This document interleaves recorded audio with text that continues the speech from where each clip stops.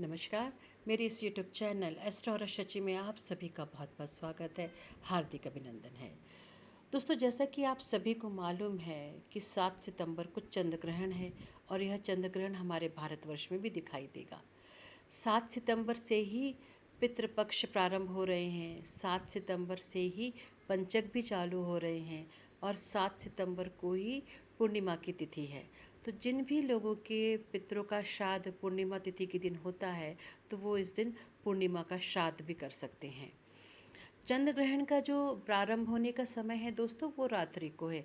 तो रात्रि 9:57 से लेकर रात्रि 1:26 तक चंद्र ग्रहण रहेगा और यह तकरीबन 3 घंटे 28 मिनट का एक बड़ा लंबा समय चंद्र ग्रहण का रहेगा।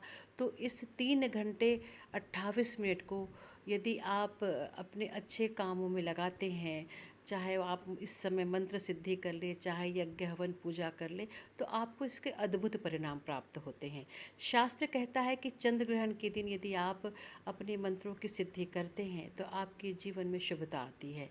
तो मेरा आप सभी से ये विनम्र निवेदन है कि कम से कम इस दिन आप 10 से 12 माला जो भी आपके गुरु ने आपको दिए हैं मंत्र, उसका यदि आप जाप करते हैं तो आपके जीवन में बहुत ही अच्छे परिणाम आपको प्राप्त होंगे। आपका जीवन एक सकारात्मक सोच की तरफ आगे बढ़ेगा।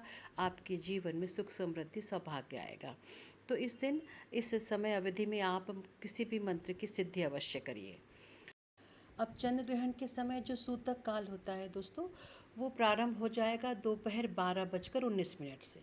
तो इस समय की अवधि में, मतलब इस समय के पहले ही आप अपने घर में जो भी बना हुआ भोजन है उसको खा पी कर समाप्त कर लीजिए, क्योंकि ग्रहण के समय सूतक के बाद उस भोजन की कोई मान्यता नहीं होती और न ही वो भोजन ग्रहण करने लायक होता है।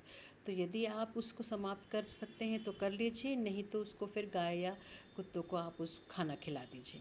इस दिन आपको भूल कर भी किसी भी दूसरे घर का भोजन नहीं करना है। आपको ये याद रखना है कि आप किसी दूसरे के घर जाकर कोई भोजन करें, क्योंकि इससे आपके पुण्यों का क्षय होता है, आपके पुण्य खत्म होते हैं। और इस दिन आपको न तुलसी पत्र तोड़ने हैं, न ही फूल तोड़ने हैं, न ही कुशा तोड़ने हैं।